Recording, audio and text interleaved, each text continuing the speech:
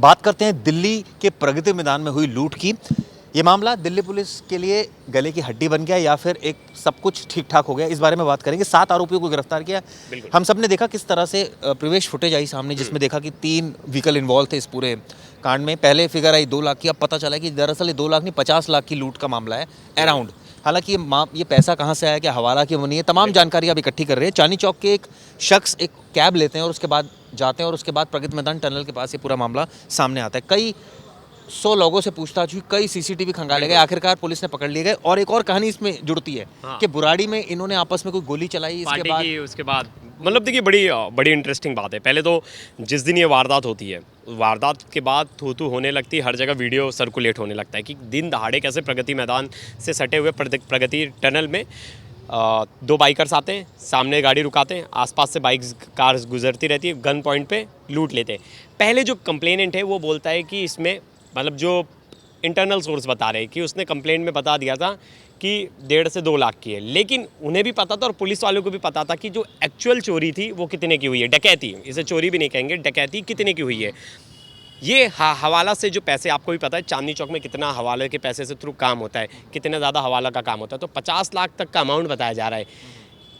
अगर 1-1.5 लाख की ये होती है ना, अगर अमाउंट होती है, उसके लिए 1600 लोगों को रातों रात गिरफ्तार नहीं किया जाता। 1600 लोगों को सेक्शन 151 के तहत सबको गिरफ्तार किया गया, रातों रात पूछताछ नहीं बुलाया गया पूछताछ के लिए। मतलब वो सेक्शन लगा के आपको डायरेक्टली बुला भी नहीं सकते, पुलिस के पास इतना राइट्स नहीं है। उसमें भी है कि आप भेजो, मुझे नोटिस भेजो, तब मैं आऊँगा पूछताछ को। लेकिन सेक्शन 151 कहता है आपको मजिस्ट्रेट की इजाज़त के बिना, मतलब वारंट के बिना आप किसी को बुला सकते हो।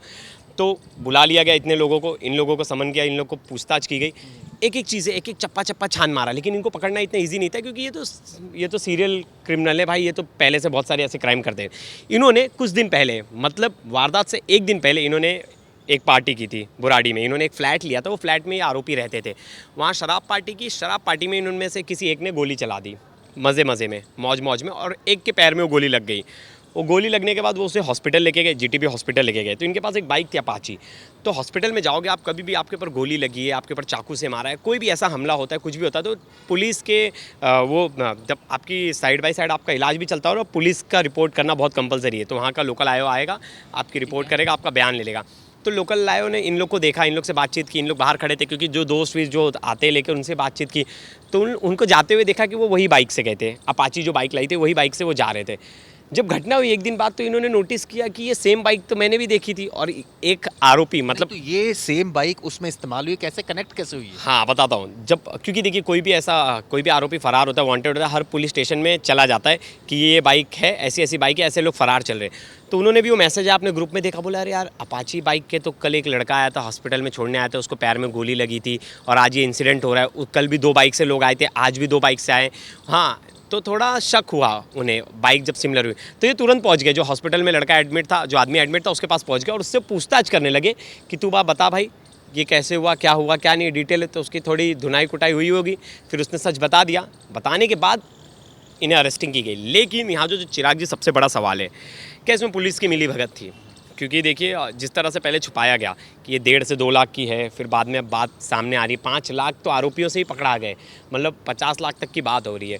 तो वो पैसा क्या कोई मीडिएटर था जो अपने पास ले रहा था, या उन्हें धमका दिया गया था ये तेरे पैसे के हिसाब देने पड़ेंगे, तूने इतना पैसा लाया कहाँ से? क्योंकि हवाला का पैसा, देखिए आपने, ये पहली लूट नहीं है, ऐसी बहुत लूट पहले भी हुई है और हमेशा आता है 1 लाख 1.5 लाख। और आपको भी पता है चांदनी चौक में कितना बड़ा इसका चल रहा है, इसका तो आपने खबर की थी। जो मुझे खबर मिली, आपने जो कहानी बताई, ये बताई एक दिन पहले गोली चलती है और उसके बाद वो आरोपी की बाइक जो है वो चूंकि हॉस्पिटल में आती है।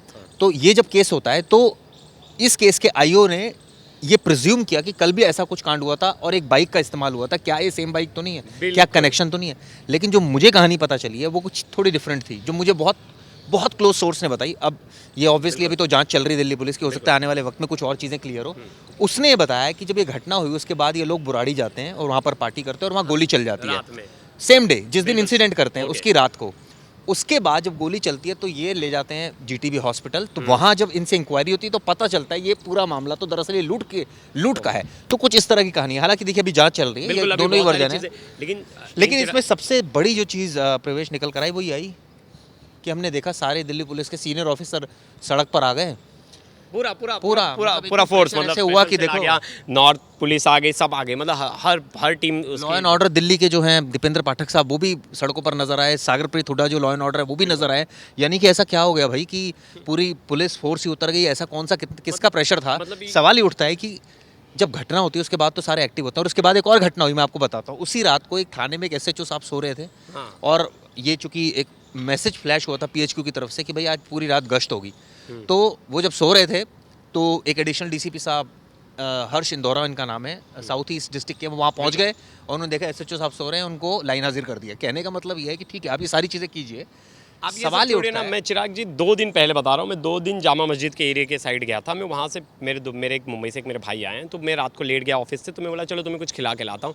रात को सब बंद हो गया, तो मुझे पता है वहाँ कहीं स्ट्रीट फूड मिल जाएगा कुछ, तो मैं रात को चला गया। तो मुझे चांदनी चौक से लेके वहाँ आगे तक मुझे पुलिस की बस एक गाड़ी दिखी, रेड फोर्ट के यहाँ खड़ी है, बाकी पूरा सुनसान, कहीं कोई गश्त लगाता पुलिस। मतलब मैंने नोएडा से लेके दिल्ली का 20 किलोमीटर का एरिया ट्रैवल किया, मुझे सिर्फ 2 पुलिस की गाड़ियाँ दिखी। और आपने देखा कि टनल के आसपास इतने सारे पुलिस वाले आ गए। हाँ, टनल के पास इतने सारी, तो इन्हें पता है ये सेंसिटिव एरिया है। यहाँ ऐसी नहीं चिराग जी कि पहली बार ऐसी घटना हुई है, ऐसी 50 एफआईआर हुई हैं उस टनल के पास या उसके आगे वाले एरिया में, या वो हाईवे वाले सेम रूट पे जो नोएडा की तरफ जाते।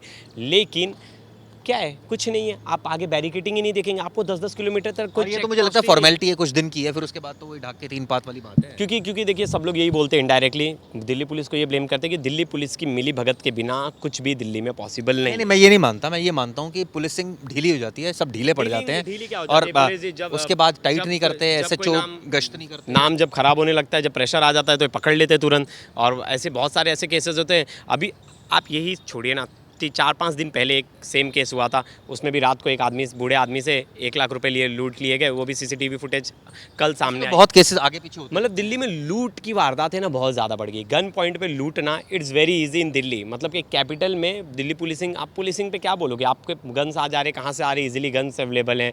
आप ऐसी वारदात मुंबई में सुन रहे हो या पुणे में सुन? वो तो खैर हर जगह है, ऐसा चिराग नहीं जी, है। आप मुझे ऐसा बताइए, नहीं है कि दिल्ली में- हाल फिलहाल में आप बता दीजिए मुंबई में आपने तो मुंबई में तो इससे भी बड़ा केस हुआ जिसमें एक शख्स ने अपनी बीवी को किस तरह से टुकड़े टुकड़े कर दिए। खैर वो एक अलग बात है, देखिए घर वो एक अलग बात है। नहीं, वो एक अलग बात है। ये रोड पे तो आप स्ट्रीट पुलिसिंग हर जगह ये इशू है। इशू ये नहीं, है कि आप- ये सुधरना चाहिए, बिल्कुल, चाहे वो मुंबई हो, चाहे दिल्ली हो, चाहे वो हम अहमदाबाद हो। comparison तो रखेंगे ना चिराग जी, कंपैरिजन अब ठीक है, आप देखिए, रखिए। अब यूपी में सवाल ये कैसे- उठता है जब ये पूरी घटना हुई उसके बाद हमने जिस तरह से देखा कि एकदम अमला पूरा पुलिस का आ जाता है और तमाम कार्रवाई होती है, एसएचओ पर भी सवाल खड़े होते हैं। सवाल खड़े होते हैं लोकल पुलिसिंग पर, बीट स्टाफ पर, कि आखिर वो करते क्या है, क्या वाकई मोटिवेशन पुलिस में, ये तमाम ऐसी चीज़ें हैं जो मैंने आज एक खबर भी लिखी है वेबसाइट पे, जिसमें ये एसएचओ की मजबूरियाँ चिराग जी, गिनवाई अब हैं। क्या इन्वेस्टिगेशन होगा, इतना कैश आया कहाँ से था, या वो भी, क्योंकि देखिए सबको पता है, सबको पता है चांदनी चौक में होता है। हवाला का सब तो क्या करती है दिल्ली पुलिस? कुछ क्या नहीं इनकम करती टैक्स है, क्या करता है? कुछ नहीं करता है, कुछ नहीं ईडी करता क्या करता है? कुछ नहीं करता है। आप चले जाओगे, बड़े बड़े लॉकर्स मिल जाएंगे, मैं चाहिए तो आप चले जाओ, इन्वेस्टिगेट कर लो, आपको खुद ही, अरे सबको पता होता है चिराग जी कहाँ क्या चल रहा है, कहाँ किस जगह क्या चल रहा है। लेकिन आपको वो रोकना है कि आपको उसका हिस्सा बनना, ये बड़ा इंपॉर्टेंट है। तो अगर कोई रोकोगे तो प्रेशर आ जाएगा ऊपर से। हाँ बिल्कुल, लोग हिस्सा बन रहे हैं, लोग उसके खिलाफ बोलेंगे, चलिए, ये सच्चाई है चांदनी चौक की, जहां पर हवाला का बहुत बड़ा कारोबार होता है। सबको पता है, सबकी नाक के नीचे होता है, दिल्ली पुलिस की नाक के नीचे होता है, ईडी की नाक के नीचे, सीबीआई की नाक के नीचे। और ये कहा जाए कि वहाँ के जो बिजनेसमैन हैं उनमें से कई ऐसे बिजनेसमैन हैं जो हवाला में डीलिंग करते हैं, पैसा इधर से उधर ट्रांसफर होता है। कई लॉकर्स भी है, मैंने खुद एक बार जाकर एक स्टोरी की थी जिसमें कई लॉकर जो है वो बरामद अरे हुए थे। नोट कई सड़ जाते हैं चिराग जी। कहने का मतलब ये है कि पता होने के बावजूद कार्रवाई तो कभी कभी होती है।